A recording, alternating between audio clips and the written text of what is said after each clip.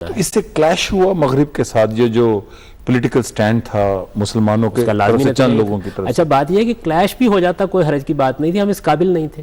جب ہم نے قبل از وقت یہ کام کیا تو آپ دیکھیں شکستوں کی ایک تاریخ ہے جو ہم نے لکھی ہے۔ ٹیپو سلطان کو شکست ہوئی، سراج الدولہ کو شکست ہوئی، انور پاشا کو شکست ہوئی، عبد الکریم ریفی کو شکست ہوئی، مہدی سوڈانی کو شکست ہوئی، ملا عمر کو شکست ہوئی، صدام حسین کو شکست ہوئی۔ آپ یہ دیکھ لیجئے پاکستان نے جنگیں سوائے عطا ترک کے سب کو شکست ہوئی۔ دیکھیے عطا ترک کا معاملہ بھی یہ ہے کہ اس نے اصل میں ایک بہت بڑا فیصلہ کیا۔ وہ فیصلہ یہ تھا کہ وہ آٹومن امپائر کو، عثمانی سلطنت کو بحال نہیں کر رہا، اس نے اپنے قومی وقار کا تحفظ کرنے کا فیصلہ کیا۔ یہ تاریخ کے عمل کے بالکل مطابق۔ لیکن اگر عطا ترک نہ ہوتا کہا جاتا تو اس کا حال بھی اسپین جیسا ہوتا۔ یقیناً ایسے ہی ہوتا، یقیناً ایسے ہی ہوتا۔ اس کی وجہ یہ ہے کہ اس وقت یورپی اقوام اس مقام پر پہنچ گئی تھی، اور خاص طور پر 1914 کی جنگ میں یہ صورتحال پیدا ہو گئی تھی کہ کوئی چیز بھی باقی نہ رہتی، تو اس نے قومی وقار کا تحفظ کیا۔ بین ہی وہی کردار یہاں قائد اعظم نے ادا کیا ہمارے ملک میں۔ تو یہ ایک فطری چیز تھی جو ہوئی میرے نزدیک۔ آپ جب اپنے امپائر کو حاصل کرنے کی کوشش کریں گے اور قبل از وقت حاصل کرنے کی کوشش کریں گے اور اس کے لیے عسکری طریقے، تو یہ ایڈونچرزم ہوتا ہے، یہ ایڈونچرزم ہوگا۔ اس کا اس وقت کوئی نتیجہ نہیں نکل سکتا۔ اچھا، اس وقت ہمارا اصل کام تھا دعوت۔ صحیح ہے۔ اسی پس منظر میں ایک اور سوال ہے جو آج کی ریلیجس پولیٹیکل کویسچن ہے۔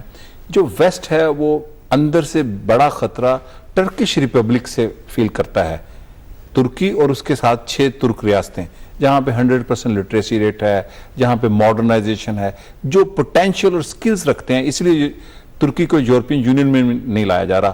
اور ایک تھیسس یہ ہے کہ جو 35 کروڑ ترک ہیں ان کا ویسٹ سے کوئی کلیش نہیں بنتا، but West is so much scared about trucks. کیا یہ درست ہے؟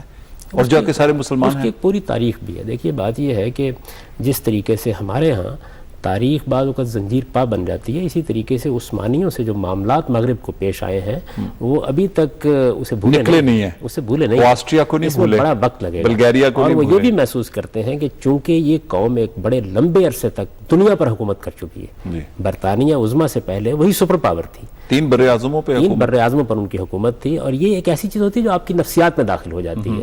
اگر یہ جدید بھی ہو گئے اور اگر ان کے اندر اسلام کی صحیح روح اور اسپرٹ بھی پیدا ہو گئی، اور میں نے تو پریکٹیکلی اسلام ترکی میں زیادہ زندہ دیکھا ہے۔ یقیناً وہاں کے عام آدمی کو اگر آپ دیکھیں تو آپ یہ محسوس کریں گے کہ وہ ترک سادہ، یعنی وہ اس طرح کی بڑی پیچیدہ بحثوں میں نہیں پڑتے، سادہ اسلام، سادہ دین، سادہ حقیقتیں ہیں جن کو انہوں نے اختیار کر لیا۔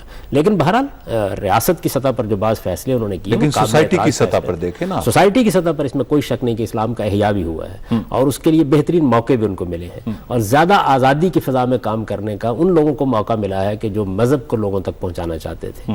یہ ٹھیک ہے کہ ریاست کی سطح پر بعض ایسے فیصلے کیے گئے جو فیصلے بہت قابل اعتراض تھے، ان پر علامہ اقبال نے بھی اپنے زمانے میں تنقید کی، نہ مصطفیٰ نہ رضا شاہ، ازالہ بھی تو کیا نا انہوں نے، اس کا ازالہ بھی کرنا شروع کر دیا، اور یہ ہونا تھا۔ یہی چیز ہے دیکھیے جس کی طرف میں یہاں کے مذہبی لوگوں کو توجہ دلاتا ہوں۔ ان کی ساری توجہ کس بات پر رہی کہ وہ چند ریاست سے فیصلے کرا لیں، جبکہ ان کی توجہات کا مرکز ہماری سوسائٹی ہونی چاہیے تھی۔ آپ سوسائٹی کو جتنا مسلمان بنا لیں گے ریاست میں، اسی کے لحاظ سے جمہوری ریاست میں اس کا ظہور ہو جائے گا۔ جمہوری ریاست یا تو اس اصول کو ترک کر دیں، ٹھیک ہے، آپ یہ اصول طے کر لیں کہ نہیں بہادر شاہ ظفر کا کوئی فرزند ڈھونڈیں گے، اس کو ہم اپنا حکمران بنائیں گے، اس سے آپ کا یہ مطالبہ حق بجانب ہوگا کہ تمہیں فلاں طرز کی حکومت قائم کرنی چاہیے۔ لیکن جب جمہور کی حکومت ہے تو پھر آپ کی توجہات کا مرکز، دیکھیے میں اب بہت سے لوگ کہتے ہیں نا آزادی کی جنگ دور جدید میں، یہ بے معنی ہو چکی ہے، اس لیے کہ جمہوری حکومتوں میں آزادی اور غلامی کے تصورات ختم ہو گئے۔ یہ تصورات بھی اصل میں ان امپائر سے پیدا ہوتے تھے جن میں کوئی ایک خاندان حکومت کر رہا ہوتا تھا، جیسے کہ مثال کے طور پر انگریز جہاں آئے، ایک ملک نے دوسرے ملک پر حکومت شروع کر دی، تو ہم اس میں آزادی اور غلامی کی اصطلاحات میں گفتگو کرتے ہیں۔ ڈیموکریٹک معاشروں میں آزادی اور غلامی کا کوئی اچھا غامدی صاحب، آپ نے ایک ان ڈیپتھ پوائنٹ ریز کیا ہے کہ مسلمانوں نے جو 25 سال پہلے سے یا 30 سال سے ایک کلیش کا فیصلہ کر لیا، اپنے طور پر پولیٹیکل سٹینڈ لے لیا، کیا کہیں ایسا تو نہیں تھا چونکہ ان کے جو انٹلیکچوئل ویسٹ کے، ان کے بارے میں یہ خبریں ہیں، ہم بھی پڑھتے ہیں کہ ان کو پتا تھا کہ سرد جنگ ختم ہونے والی ہے، اب نے ایک نئے دشمن کا فیصلہ انہوں نے خود طے کیا، ٹریپ تو نہیں ہو گئے یہ مسلمان لیڈرز؟ یقیناً ہوئے، اس میں کوئی شک نہیں ہے۔ میرے نزدیک یہ ہے کہ اس کی ایک تاریخ ہے، یعنی یہ 25 سال میں محض نہیں ہوا، 25 سال میں تو اقدامات سامنے آنے شروع، ریپڈلی ہوا نا سارا یہ کوئی کم و بیش 100 سال کی تاریخ ہے۔ یہاں پر ایک اسلام کی سیاسی تعبیر پیدا ہوئی، اس کو اخوان نے نشو و نما دی، اس کو مولانا سید ولی اللہ صاحب مودودی نے فکری اساسات فراہم کی، ان کی بنیاد پر اسلام کی سیاسی تعبیر کا ایک پورا تصور پیدا کیا ذوالفقار علی بھٹو اس میں آتے ہیں اس کنٹینیوٹی میں؟ چونکہ کہا جاتا ہے کہ اسلامی کانفرنس انہوں نے کی اور اقبال اور قائد اعظم کے فلسفے کو لے کے چلے، ایسے تھا جو اسلامی کانفرنس ہوئی؟ وہ بھی بڑی حد تک اس سے متاثر ہوئے. دیکھیے اس وقت دو بڑی تحریکیں تھیں، ایک تحریک یہ تھی جو اسلامی احیاء کی تحریک آپ کہہ سکتے ہیں، اور اس کا بھی آپ کہہ سکتے ہیں کہ ایک منتہائی کمال تھا جو بھٹو صاحب کے زمانے میں تھا. اور دوسری جانب سوشلزم اور کمیونزم کی تحریک بھی ابھی زوال آشنا نہیں ہوئی تھی بظاہر نہیں اہل نظر تو دیکھ رہے تھے کہ یہ خلاف فطرت نظام ایک دن زمین بوس ہو جائے گا، لیکن بظاہر نہیں ہوئی تھی. انہوں نے اس کا امتزاج پیدا کیا. آپ دیکھیں نا کہ انہوں نے جو اپنا نعرہ ایجاد کیا تھا وہ کیا تھا، یعنی اسلام ہمارا دین ہے، سوشلزم ہماری معیشت ہے، اور جمہوریت ہماری سیاست ہے. تو اس طریقے سے انہوں نے مغرب کو، مشرق کو، اسلام کو، سب کو ملا کر ایک امتزاج پیدا کرنے کی کوشش کی. تو دیا نا، ایک سنتھسس دیا. یہ جو ان کا نعرہ تھا طاقت کا سرچشمہ عوام ہے، یہ غیر اسلامی ہے یا اسلامی ہے؟ نہیں، اس میں کوئی شبہ نہیں. جب آپ جمہوری اصول کو مانتے ہیں تو پھر آخری فیصلہ عوام کو کرنا ہوتا ہے، یعنی اس میں کوئی شبہ ہی نہیں ہے. اس میں کوئی شبہ نہیں کہ عوام کو جب آپ یہ حیثیت دیں گے کہ ان کے ووٹ سے حکومت بننی ہے، ان کے ووٹ کی تائید پر قائم رہنی ہے، اس سے محروم ہو کے اسے ختم ہونا ہے، جواز ختم ہو جاتا ہے اس کا، تو پھر آپ کو طاقت کا سرچشمہ ان کو ماننا پڑے گا، اس لیے کہ پھر طاقت وہیں سے آئے گی. دیکھیے تاقت یا تو کسی خاندان سے آئے گی، مغلوں کی حکومت قائم، یا کسی طبقے کی آئے گی جیسے کہ علماء کی حکومت ایران میں قائم ہو گئی، یا ڈکٹیٹرز کی آئے گی. ڈکٹیٹرز تو دیکھیے بندوق کی بنیاد پر آتے ہیں، وہ تو فوج سے آئیں گے، اور جہاں کہیں بھی. اور یہ کوئی آج ہی نہیں ہوا. آپ یہ دیکھیے کہ جس زمانے میں غلاموں کو بہت منظم کر دیا تھا عباسیوں نے، تو ان کی طرف سے بھی اسی طریقے کے اقدامات ہونے شروع ہو گئے، اور آہستہ آہستہ انہوں نے قبضہ کرنا شروع کر دیا. یہ جو بربریوں کی سلطانیاں قائم ہوئی ہیں، جو ہمارے ہاں کی خود خوارزم شاہی سلطنت کو لے لیں، سلجوکیوں کی سلطنت کو لے لیں، محمود غزنوی کی لے لیں، یہ بھی اسی طریقے سے پیدا ہوئی. یعنی وہ لوگ کہ جو عسکری طاقت رکھتے تھے، انہوں نے آہستہ آہستہ اپنے حصے بانٹنے شروع کر دیے. تو طاقت ہے نا اصل چیز، حسن طاقت ہے. ابھی بھی تو ایسا نہیں تھی کوئی اٹیمپٹ ہو رہی ہے افغانستان میں، ہمارے ٹرائبل ریجن میں، کہ ایسی عسکری گروپ بنا لیے جائیں اور پھر اسی قسم کا نظام نافذ کیا جائے جبر کے ذریعے؟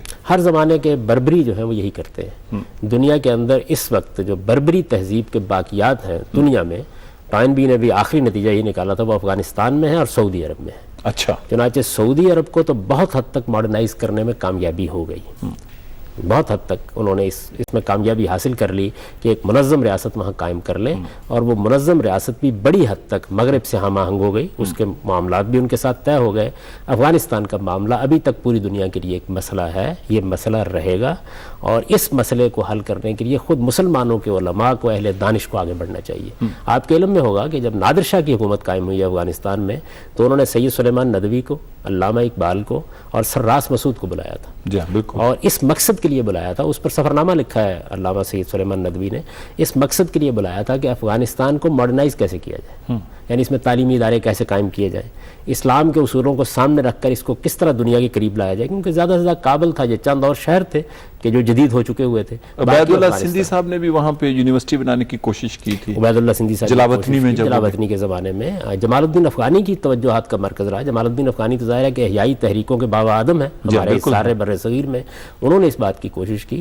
یہ سب ہوتا رہا، لیکن جس درجے میں یہ کوشش ہونی چاہیے تھی وہ نہیں ہوئی. اور دوسرے یہ کہ جتنی لیڈرشپ پیدا ہوئی اس نے میسج یہ دیا کہ ہمیں اپنے پولیٹیکل امپائر کو واپس لینا ہے.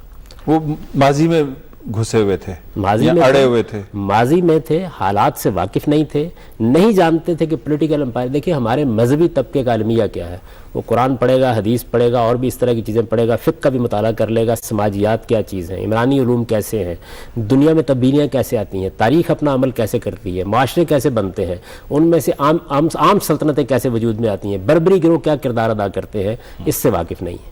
جب اس کا ان کو تعلیم نہیں دی جاتی تو بعض اوقات وہ خوابوں کی دنیا میں رہتے ہیں. اس وقت مسلمانوں کے لیے لائے عمل ہی یہی تھا کہ وہ ہر قیمت پر امن خریدیں اور اسلام کی دعوت سے دنیا کو فتح کرنے کی کوشش کریں.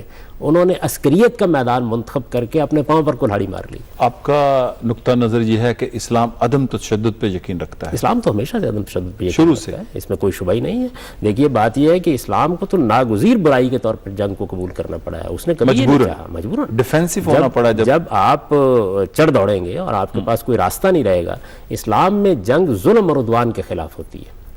ظلم اور عدوان اگر کہیں ہوگا تو اسلام حق دیتا ہے آپ کو کہ آپ اپنی جان دے کے بھی لوگوں کو ظلم سے بچانے کی کوشش کریں. وہ جنگ پرائیویٹ کی इजाजत देता है या स्टेट की? हर हाल में जहाद। दो चीज़ें हर हाल में रियासत से मुतल्लक हैं।